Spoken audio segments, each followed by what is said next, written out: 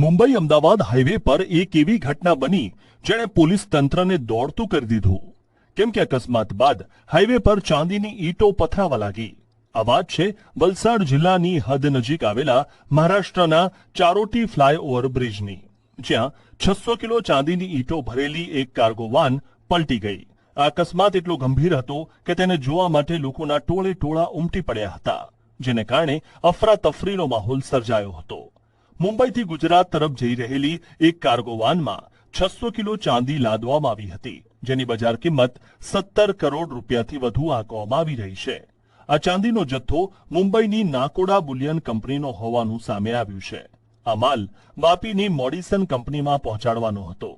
Accident બાદ સદનસીબે તમામ ચાંદીની ઈંટોને રક્ષણાત્મક પેકેજિંગમાં સુરક્ષિત રીતે લપેટવામાં આવી હતી, જેના કારણે વાન પલટી જવા છતાં કિંમતી માલસામાનને કોઈપણ પ્રકારનું નુકસાન થયું નહોતું।